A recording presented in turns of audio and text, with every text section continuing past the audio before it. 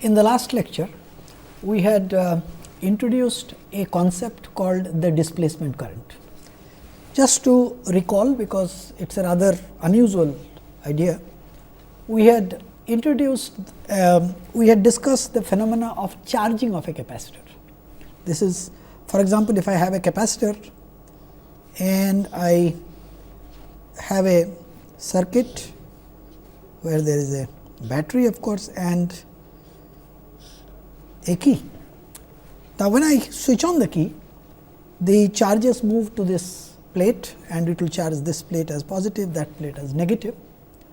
And there is a current which is flowing through the external wire during the process of charging. So, what we did is to say that since there is a current in the external circuit, the region around this current is a source of magnetic field. So, therefore, this is a region of magnetic field. So, as a result, if I considered a surface which is cutting this wire and find out what is the flux of the magnetic field through that surface, then of course, by the Ampere's law, it turns out that integral of B dot d l must be equal to mu 0 I, where because there is a current which is passing through that. So, therefore, the line integral of the magnetic field in any closed loop will be given by mu 0 times I. However, there is a problem. The problem came up because we had said that this, supposing I consider just a particular loop, and this is the process of charging of current.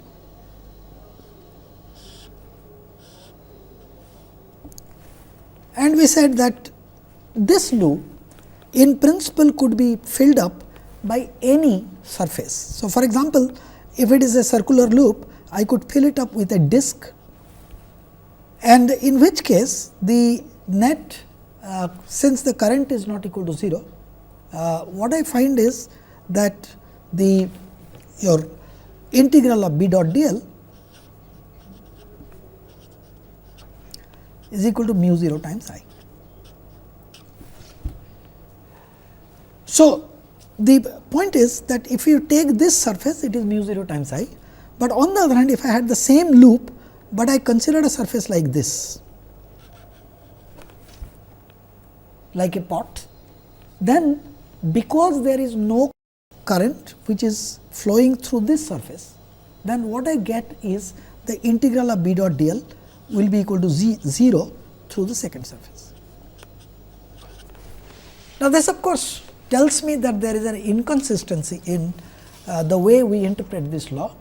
And so, what we did, or rather what Maxwell did, was to suggest that during the process of charging or discharging, whenever there is a changing current, the charges that are there in the dielectric medium between the capacitors, now they of course result in the motion of the charges, and not like the motion of the charges outside, but it can be shown that it is equivalent to a current, at least dimension wise. And he gave it a name, displacement current. The idea was that in the outside circuit there is a real current, you can call it conduction current, but if you have taken a loop which is through the outside contour, but on the other hand surface is going through the capacitor plate, then of course, that is not what happens. So, the question was how does one define this? So, we said that inside the capacitor I have an electric field, whatever be the shape of the capacitor, I have an electric field, and which is let me take it as a dielectric medium. So, the surface integral of the vector d dot d s is the flux of the vector d. So, therefore, the rate of change of this flux d phi by dt, which is equal to d by dt of d dot d s,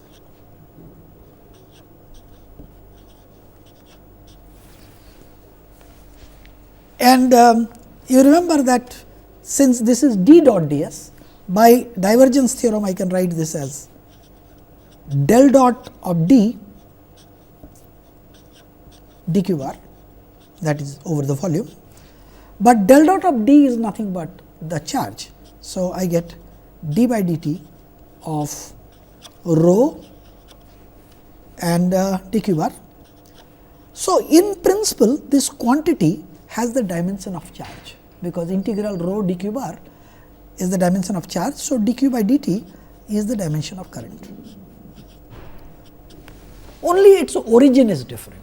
This origin is there is really no charge current which is passing through, but there is a displacement of the charges in the dielectric. And so, this results in the rate of change of the electric flux being essentially having being equivalent to a current. So, when you are inside, so therefore, what he had done, Maxwell had done was to, for various reasons, the word displacement is not particularly relevant, but he had defined the rate of change of electric flux as the displacement current. So, in other words, in the outside circuit there is a conduction current which is being supplied by the battery when the current thing is being charged. In the inside, what we have is a rate of change of electric flux, and that acts very similar to an external current.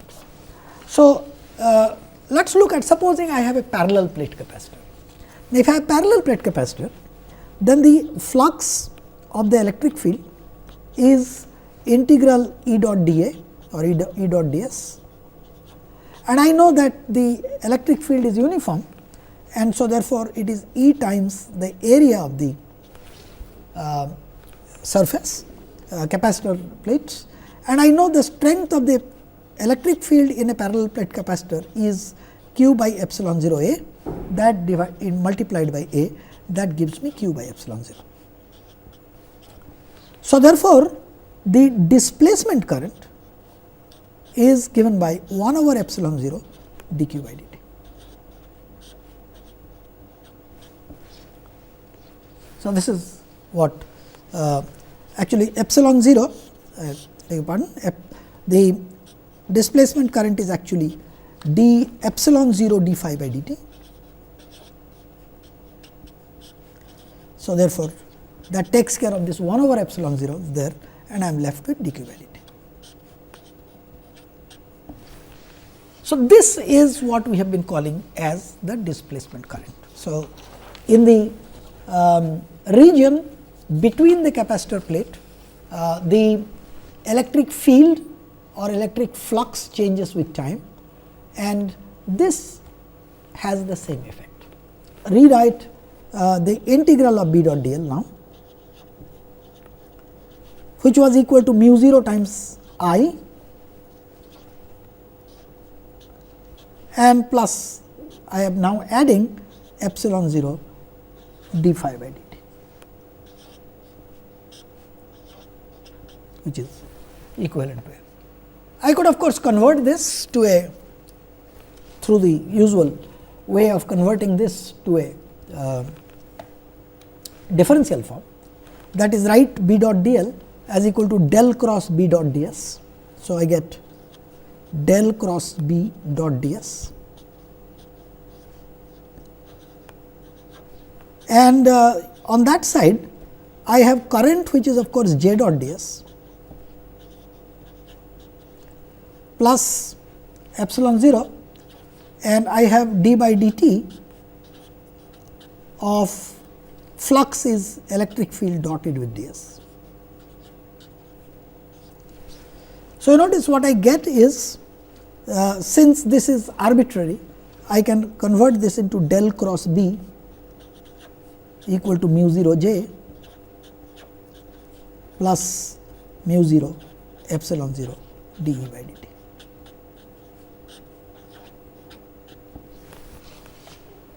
So, this is the term which we have been calling as the displacement current. But let us look at what are the various contributors to this del cross of B. the any current, whatever be the source of the current, can go into this J.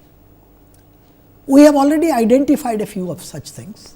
For example, we know that we have of course, the free current, that is the charge current.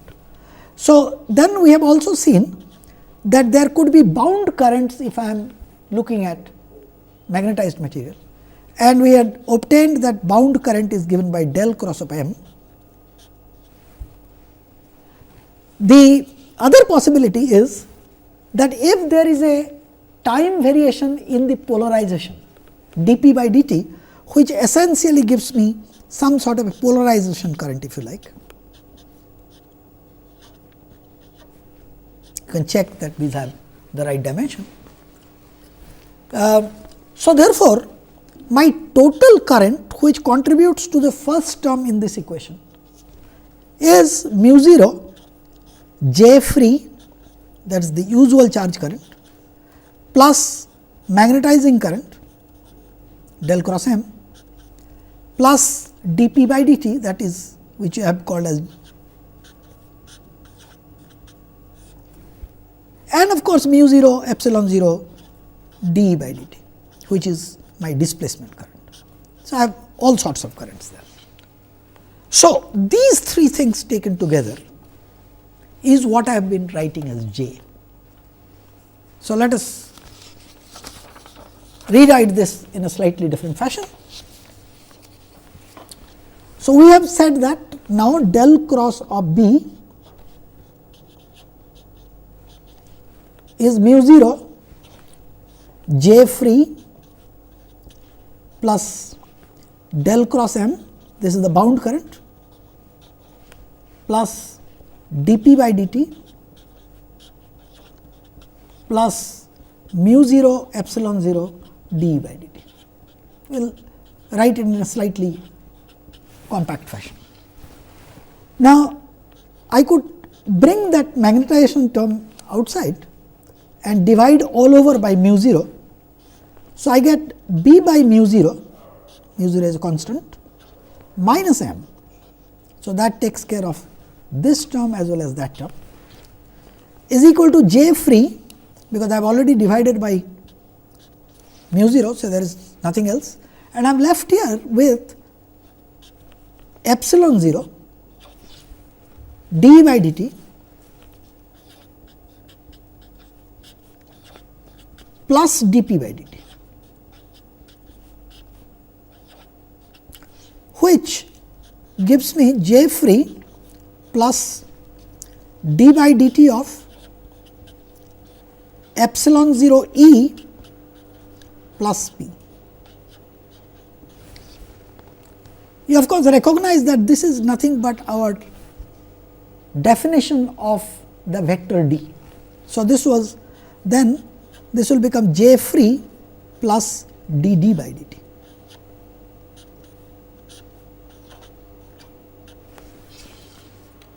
And this quantity here, B by mu 0 minus M, we had defined as the magnetic field H. As we said earlier, that traditionally it is the H field which has been called as the magnetic field, and the B field has been having different type of names like field of magnetic flux density, magnetic field of induction, but of course, we have been using them interchangeably, assuming that there is no confusion. So, this equation then has given me del cross of H is equal to J free, which is the form we had before we introduced the displacement field, plus d d by dt. With this we complete our last of the equations, which is the Ampere's Maxwell's modification to the Ampere's law. This is a good time to collect all the Maxwell's equations together. So, firstly of course, we had del dot of E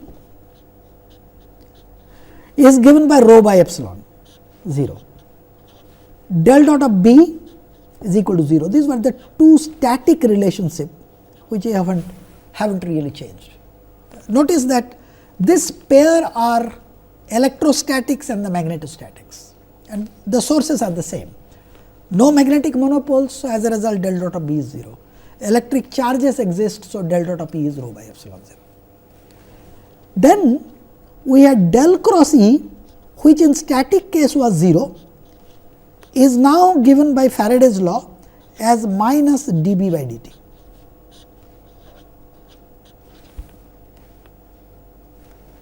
Del cross of H is equal to J free plus dd by dt.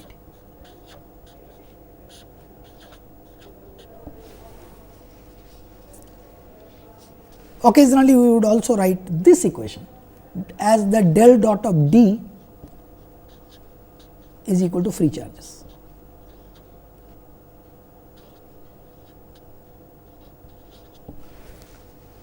So, these are my 4 Maxwell's equations, which will form the basis of discussion in the remaining part of the course. But these are 4 equations in 6 quantities.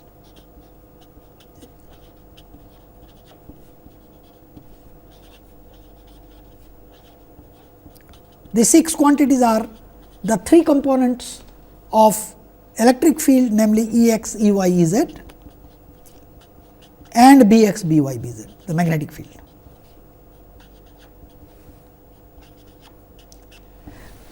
You must supplement these set of equations with a what is known as a constitutive relation, and this constitutive relations is the relationship between D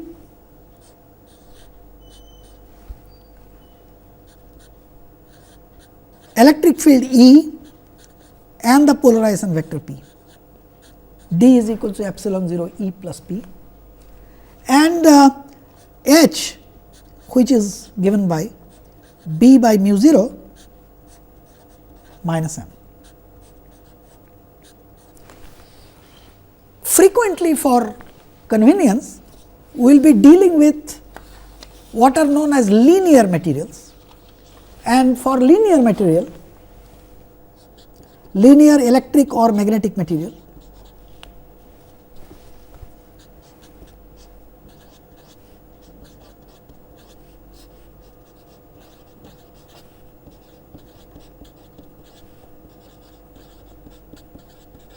for which the relationship between B and H or that between D and E will be linear.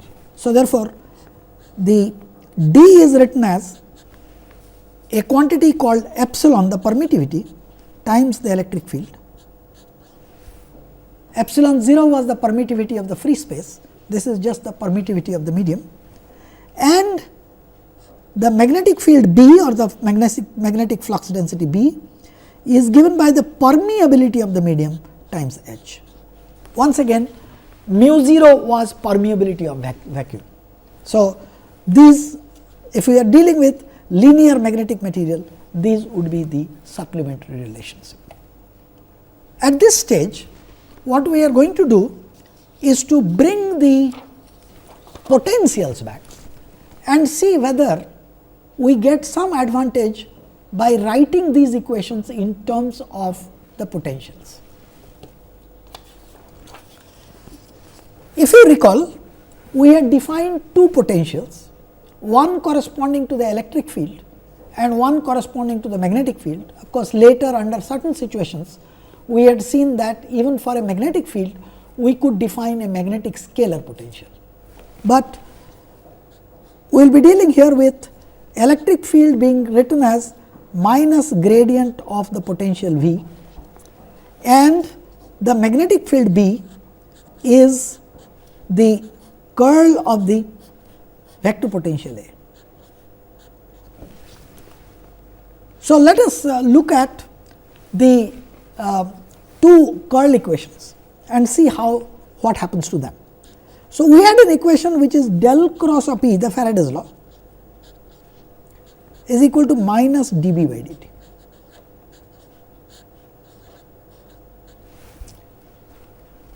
So, notice that since B is equal to curl A, I can write this as d by dt of del cross A by taking the terms to the left side and writing. So, this can be del cross E is minus grad V and plus del cross A.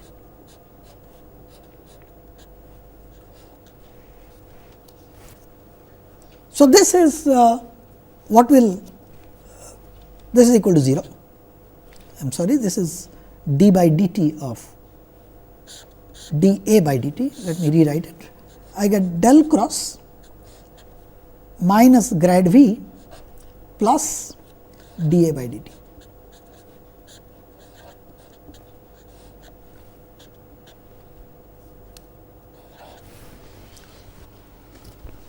Now, look at this, that if I have del cross, E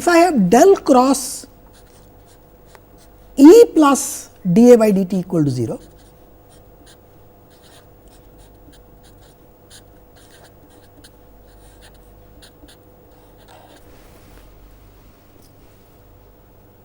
I should be able to define, this was actually electrostatics.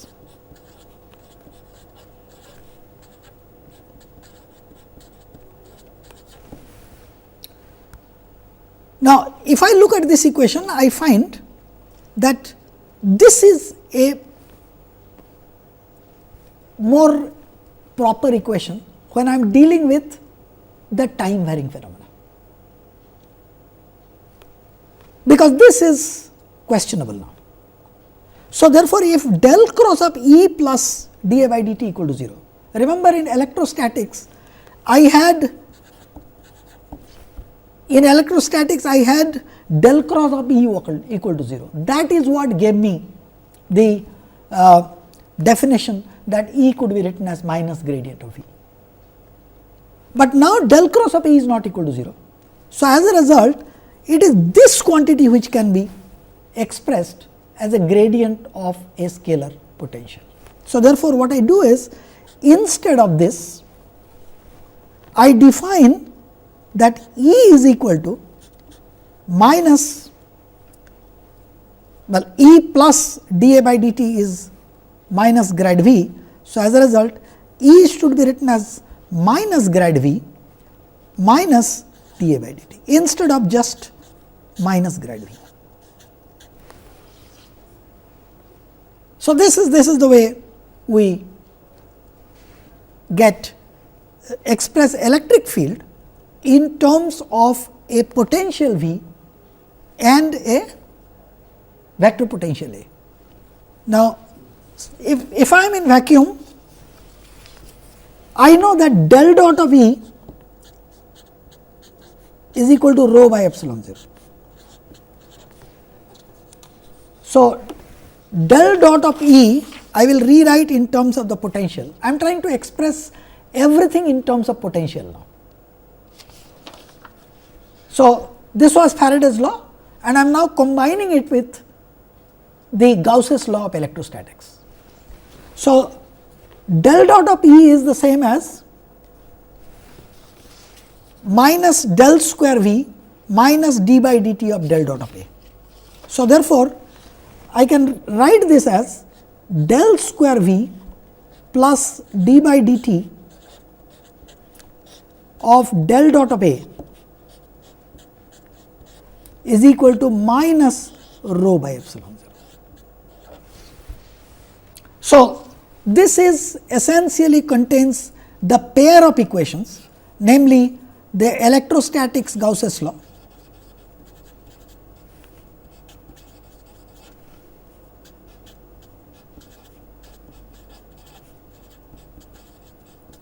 and the Faraday's law.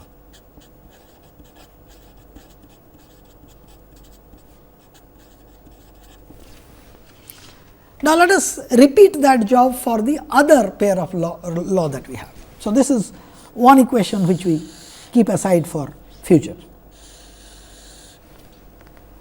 I have del cross of B, which we discussed just now, is mu 0 j plus the displacement current term mu 0 epsilon 0 dE by dt.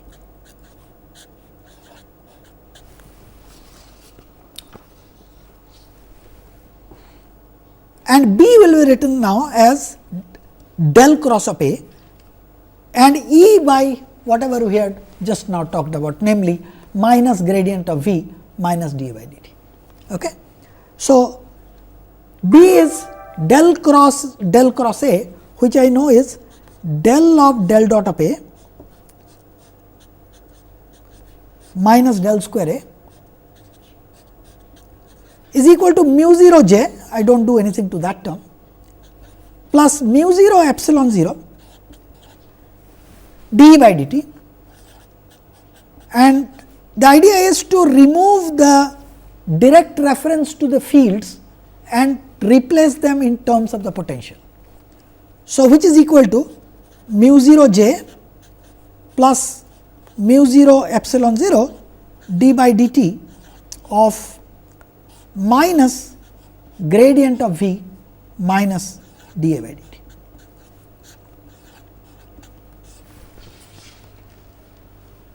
So, let us combine these two by writing. You recognize that mu 0 epsilon 0 is 1 over c square.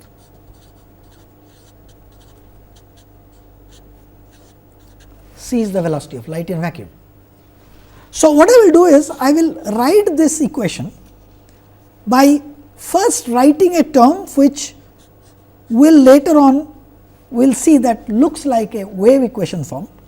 So, del square A I take to that side, I get del square A minus 1 over c square, that is the mu 0 epsilon 0 dA by dt, d square A by dt square, plus or rather minus a gradient of. So, I brought this gradient term to that side, that is del dot of A, and the other gradient term is here. So, I have 1 over c square, this minus because of this common minus is going away, and I am left with dV by dt. This is equal to 0. A rather clumsy equation, but let us look at this equation. So, let me write down this pair of equations in one place, so that we can discuss it reasonably. So, I have an equation which is del square V plus d by dt of del dot of A equal to minus rho by epsilon 0, and a second equation which is del square A minus 1 over c square d square A over dt square minus a gradient term which is gradient of del dot of A plus 1 over c square dV by dt. This is equal to 0. So, what have we achieved? This equation is equivalent to two curl equations that we have written down. No, the two equations of magnetism that we have written down. This equation came from Faraday's law and the Gauss's electrostatics. So, this is now what we want to do is this. Notice one thing, that these equations are not decoupled. This contains both V and A, and this also contains both V and A. So, what is the advantage that we have got? The advantage that we have received so far is, instead of equations, 4 equations in 6 quantities, I have 2 equations in 4 quantities. I have vector potential which is a vector, so I have 3 quantities there. I have a potential V which is a scalar, so there is 1 quantity there. So, I have got 4, but of course, the equations are coupled. Now, so what we will do is this, that we will try to do what is known as a gauge transformation. Now, notice one thing, that we know that there is an indeterminacy with respect to definition of the vector potential. That is, I can always let A go to A prime, which is equal to A plus a gradient of a scalar function. And similarly, with respect to the scalar potential, I can always add a constant. So, you notice that my electric field E was minus grad V minus dA by dt. Suppose I let V going to V prime equal to V minus d psi by dt.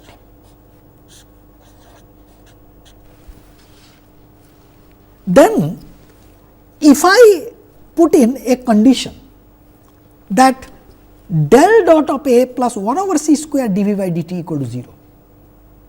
Suppose this quantity is put to be equal to 0. Then these two equations will be decoupled. The reason why it will be decoupled, you can see it. If del dot of A plus 1 over c square dV by dt is 0, then in this equation I can substitute for del dot of A minus 1 over c square dV by dt. So, that will give me del square V minus 1 over c square d square V by dt square. There is one dV by dt here, there is a d by dt there. So, that quantity will be equal to minus rho by epsilon 0. And if this quantity equal to 0, this equation already gets decoupled, namely del square A minus 1 over c square d square A by dt square equal to 0, equal to minus mu 0 j. Well, I should not have written it as 0, it is equal to minus mu 0 j.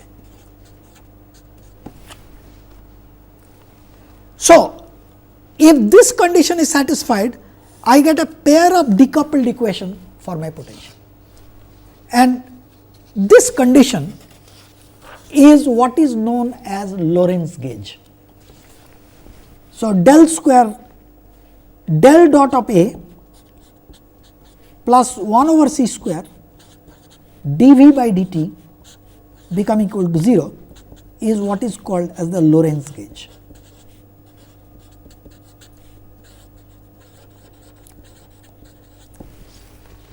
So, in Lorentz gauge my equations for the potentials are decoupled.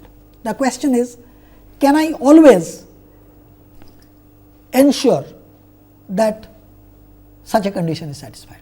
The answer is yes. Suppose for some reason I have got an A and a V for which this equation is not satisfied. So, let me say del dot of A plus 1 over c square dV by dt, supposing this is equal to some function of position and time, and this is not equal to 0. Now, in this case what I can do is to do a gauge transformation, that is, let A go to A prime, which is equal to A plus grad psi, and let V go to V prime, which is equal to V minus d psi by dt. Now, what you do is now you return back to my original equation, del square A minus 1 over c square etc., and write this equation in this form. So, what I get is del dot of A, which is A prime minus grad psi, plus 1 over c square dV prime by dt plus 1 over c square d square psi over dt square is equal to f of r t, because this quantity, this equation is the same equation as this equation. I have simply said, instead of A, I have written in terms of A prime and this. And if I am saying now that my new A prime and V prime should satisfy the Lorentz gauge equation, this simply requires that my psi must satisfy this equation, del square psi minus 1 over c square d square psi by dt square equal to minus f of r t. This is an equation which always has a solution. So, therefore, if to begin with I do not have Lorentz gauge condition satisfied, I can always make a gauge transformation by which I can insist on that. Incidentally, if you recall, we had talked earlier about the Coulomb gauge. Now, what happens in Coulomb gauge is the two equations, there will be two equations still, but the mathematics is a little more complicated. So, I will just leave it for the moment and we will return back to a discussion of the Coulomb gauge later. A rather important theorem which I want to talk about today is what is known as the energy density, to calculate the energy density of the magnetic and the electric field, and talk about a theorem which is known as the Poynting theorem. So, firstly, we all know, let us have a collection of charge, continuous collection of charge. The electric energy is simply given by half of d cube x rho x, this is the charge density, times phi of x. And what we do is this, we write this rho of x as del dot of d. So, this is equal to half of d cube x phi of x del dot of d. Now, what I will do is I will change this equation using the fact that del dot of a scalar phi times vector d can be written as phi times del dot of d, what is what I have here, plus grad phi dotted with d. And this term, when I integrate over the entire volume, since it is a divergence term, I can always convert this into a surface integral, and since the potential and the fields must go to 0 at infinity, so the surface term will drop out. So, I will be left then with a minus half integral d cube x d dot grad phi. Minus grad phi is nothing but the electric field. So, therefore, this is half integral d dot E d cube x. So, therefore, it tells me my volume has an electric energy density which is U, let me call it U electric, that is simply given by d dot E by 2.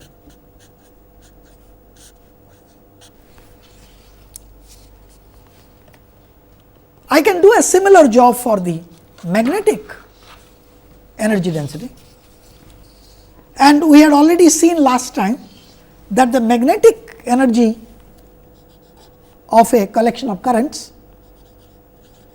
is given by half of volume integral of A dot j.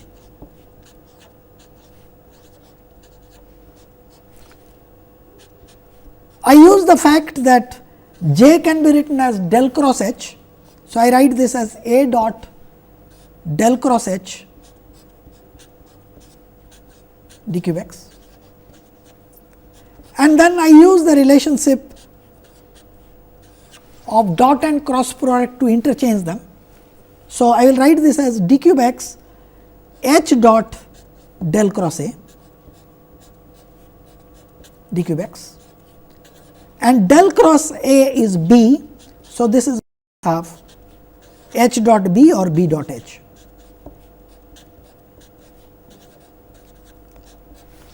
So, there is an energy density due to the magnetic field which is simply given by B dot h by 2.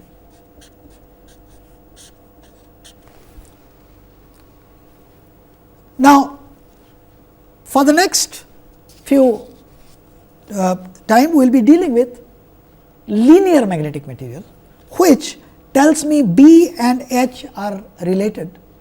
Okay? So, therefore, this is written as B square by 2 mu, and like that electric thing which was written as E dot D by 2 will be written as epsilon by 2 absolute E square. So, total energy density is given by epsilon by 2 E square, this is for linear magnetic and electric material, plus 1 over 2 mu B square. This is for a linear medium. The total energy in the medium is obviously an integral over this quantity. Now, let us now ask, suppose in a volume, in a closed volume, I have both electric and the magnetic field, so that I have got an amount of energy which we have just now calculated. Now, this closed volume can lose energy in two ways. One is the mechanical way, this is simply the Joule loss, and the other one is physical radiation from that volume. Now, the mechanical loss I can calculate. So, my mechanical loss is simply power, which is F dot V within that volume. This is the rate at which I am losing energy, d cube x, and I know that the force is on the charge is given by rho E plus V cross B, Lorentz E plus V cross B, Lorentz force, dot V d cube x. V cross B dot V is 0. So, I am left with integral E dot rho times V is J. So, therefore, this is E dot J d cube x. And this of course, you recognize as the standard Joule expression. The other part is this, how do I calculate the radiation part? Now, for that what I do is this, I differentiate, find out the rate of change of the change in the total magnetic energy that we have talked about. Remember, U energy density, which is epsilon by 2 E square plus B square by 2 mu. So, therefore, if I take a d by dt of integral of this quantity, I get E square. So, I get, well, 1 by 2 I have already written outside, E square. So, I get 2 E dot d by dt. So, I have got 2 epsilon E dot d by dt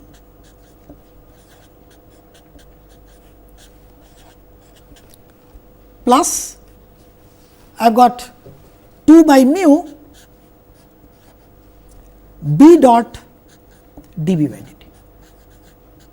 This is integrated over the whole volume, is the rate of change of energy in that volume.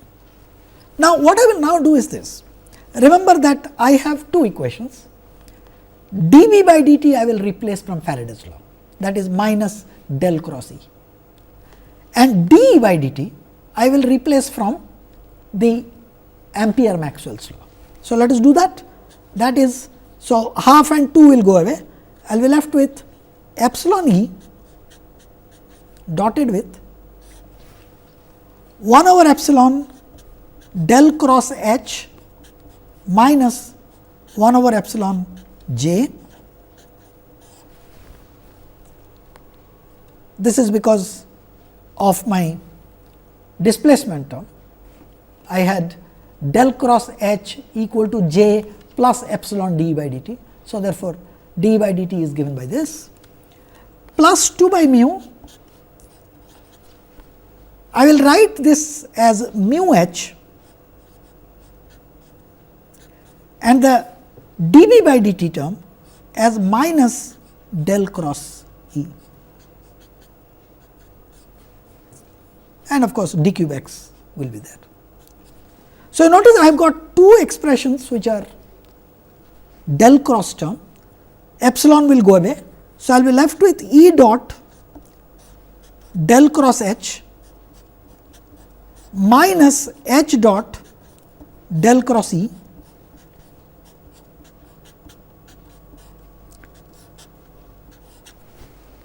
and there is a term here which is minus E dot j. Of course, d cube x should be there. You can use the vector identity. So, this is also volume integral to convert this into a del dot of E cross H term.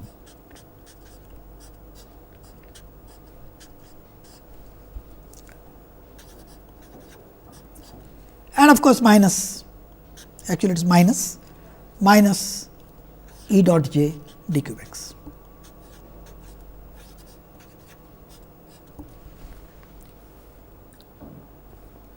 And this term then, del dot E cross H d cube x, I convert this into a surface integral of E cross H dot ds. So, this quantity E cross H is flowing out of the surface of the closed volume that we have talked about. So, if you combine this now, and because of the fact that this equation is valid for an arbitrary volume, so instead of just dw by dt becoming equal to this, I can write this equation as du by dt plus del dot s equal to minus E dot j.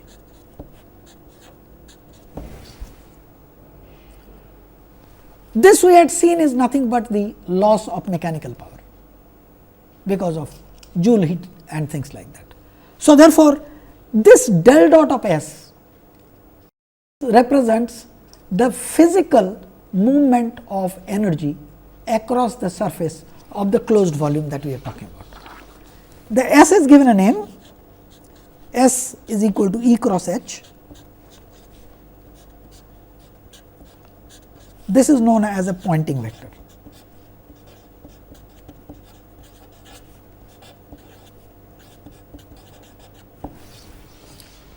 So, basically what we have done is to say that if I have an electric and magnetic field in a closed volume, I have calculated what is the total energy.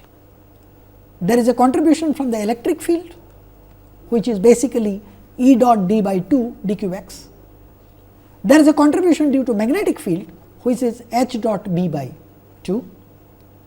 We considered a linear medium for convenience and found out that the rate of change of the total energy has two parts. One, a part due to Joule heating, which is basically the Lorentz forces which are acting on the charges, they are doing some work. So, certain amount of energy is getting lost, and the physical transfer of power through the surface of the volume, and that is what is known, this statement is what is known as the Poynting theorem.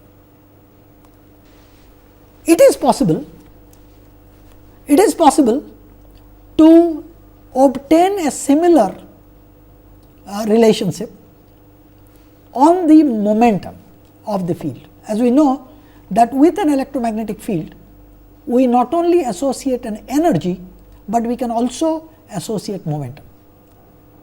And just as we had seen that there are two parts to the total energy, one mechanical energy transport and another radiative transport. The radiative transport is what we called as the Poynting vector transport. We will see that a similar relationship is applicable for the case of momentum associated with electromagnetic field as well. So, in the next lecture, we will be talking about that, and we will be returning back briefly to discuss the Coulomb gauge and what is its influence on the potential formulation of the Maxwell's equations that we did today.